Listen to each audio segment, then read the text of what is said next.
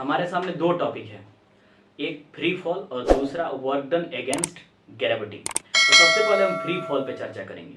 Free fall आखिर में क्या होता है? हिंदी में कहें तो मुक्त पतन, यानी स्वतंत्र रूप से गिरना। गैलीलियो ने सबसे पहले एक्सपेरिमेंट किया, पीसा की झुकी हुई मीनार से एक हल्के पत्थर और एक भारी पत्थर गिराए, लेकिन दोनों ग्राउंड को सेम एक्सेलरेशन और सेम टाइम से हिट कर रहे थे। उनके दिमाग में कुछ बात आया कि अगर इसको हम एक्सपेरिमेंट करते हैं, यानी कि अगर इसको हम वैक्यूम क्रिएट करके एक ऐसा ट्यूब जिसमें वैक्यूम हो और वैक्यूम क्रिएट करके इन दोनों पत्थर को गिराया जाए, या कोई दो ऑब्जेक्ट गिराएं जो एक बहुत भारी हो और एक बहुत हल्का हो, तो क्या होगा। उन्होंने वैक्यूम क्रिएट किया, एक ट्यूब बनाया जिसमें ओनली ग्रेविटी था, यानी ओनली ग्रेविटेशनल फोर्स ही था, ना उसमें एयर का रेसिस्टेंस, ना उसमें इलेक्ट्रिक फोर्स, ना मैग्नेटिक फोर्स, ना ही अदरवाइज कोई फोर्स था, सिर्फ ग्रेविटी था। जैसे ही एक भारी पत्थर लिया गया और एक हल्का पत्थर, और दोनों को सेम हाइट से छोड़ा गया, और जैसे ही छोड़ा गया तो वह ग्राउंड को सेम एक्सेलरेशन से हिट किए और साथ में सेम रेट से और सेम टाइम से गिरे, यानी कि गिरने में भी सेम समय लगा और एक्सेलरेशन भी जो था वह सेम ही था। और इसी गिरने की स्थिति को, स्टेज को फ्री फॉल कहा गया। जब भी कोई object only due to gravity, यानी कि ओनली ड्यू टू ग्रेविटी के अकॉर्डिंग गिरता है, उसे ही हम फ्री फॉल कहते हैं। जब भी कोई ऑब्जेक्ट गिरे लेकिन सिर्फ उसमें ग्रेविटेशनल फोर्स ही लगे तो वह क्या कहलाएगा? फ्री फॉल कहलाएगा।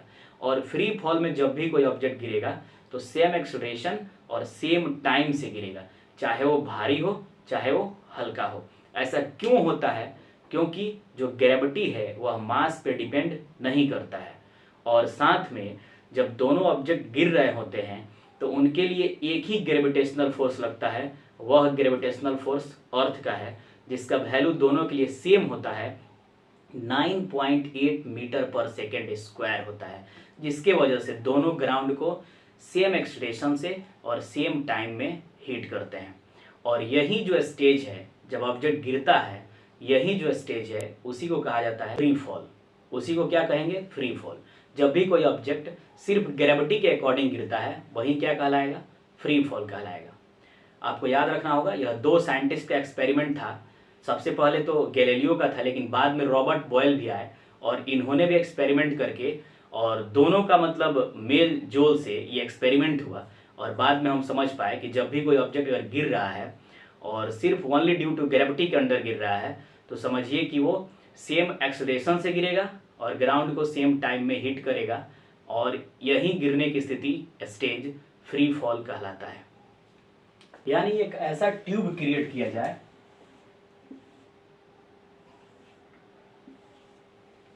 जो कि वैक्यूम हो, यानी पूरी तरह से वैक्यूम हो। तो इसमें अगर एक हम भारी पत्थर और एक हम पंख ही ले लेते हैं, अगर ये गिरता है तो सेम एक्सेलरेशन से गिरेगा और सेम टाइम से गिरेगा, सेम एक्सेलरेशन और सेम टाइम से गिरेगा, और यही क्या कहलाएगा? फ्री फॉल, यानी कि स्वतंत्र रूप से गिरना। और यह किसका एक्सपेरिमेंट था? गैलीलियो और रॉबर्ट बॉयल का एक्सपेरिमेंट था। और इन्होंने सबसे पहले पीसा की झुकी हुई मीनार से एक्सपेरिमेंट किया था, गैलीलियो ने। अगला टॉपिक है work done against gravity. Work done against gravity क्या है? जैसे अगर हम देखें तो मान लिया जाए कि ए एक सीढ़ी है, स्टेप है, यहां पे कोई व्यक्ति चढ़ के ऊपर जा रहा है, तो जैसे ही ऊपर जाएगा तो ये ग्राउंड से क्या हो जाएगा? हाइट हो जाएगा, और ये ऊपर वर्क करता हुआ जाएगा। जब चढ़ेगा तो वर्क करेगा, क्योंकि यहाँ पे डिस्प्लेसमेंट हो रहा है। जब डिस्प्लेसमेंट और फोर्स के साथ आगे बढ़ेगा तो वर्क डन करेगा ये। तो ये जब ऊपर जाएगा तो हाइट भी कवर करेगा, यानी डिस्टेंस भी कवर करेगा। जो डिस्प्लेसमेंट होगा वही क्या बन जाएगा? हाइट बन जाएगा। तो अगर हम यहाँ देखें तो लिख सकते हैं F equal to M A, force equal to mass into acceleration. सबसे पहला ये फॉर्मूला है फिजिक्स का और यह बहुत जगह पे यूज होता है। तो हम लिख देंगे F equal to M A, क्योंकि चढ़ेगा तो उसके बॉडी में फोर्स होगा। F equal to M A. अब हम यहाँ लिख सकते हैं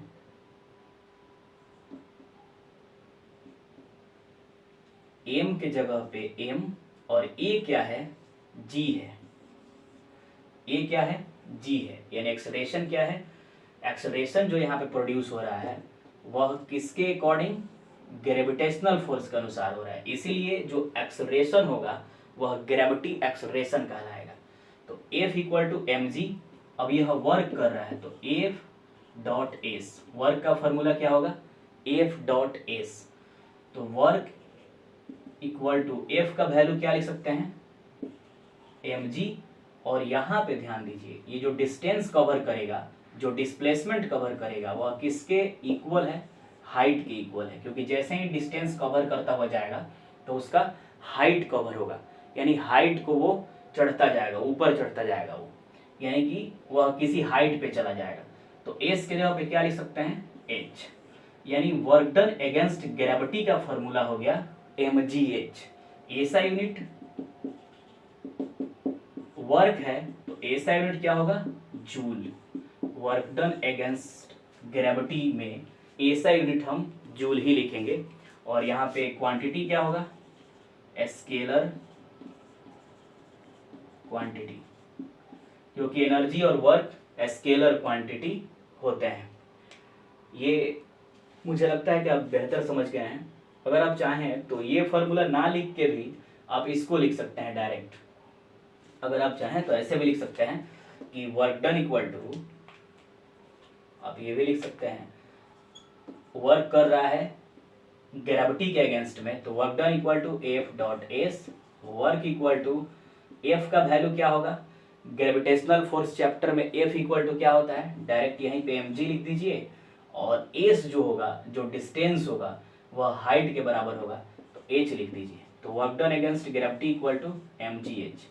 आप ऐसे भी शॉर्टकट निकाल सकते हैं, या ये न्यूटन का फर्स्ट फार्मूला है फोर्स का, इससे हम बहुत कुछ फिजिक्स में सॉल्व कर पाएंगे। मुझे आशा है कि आप ये बेहतर टॉपिक जान पाए होंगे। अगर आपको ये लिखना है तो नोट्स के तौर पे लिख लीजिए, नहीं तो जो भी डाउट है, नोट्स चाहिए या जो भी दिक्कत होता है इसमें, कमेंट सेक्शन में कमेंट कीजिएगा। मिलेंगे फिर नेक्स्ट वीडियो में।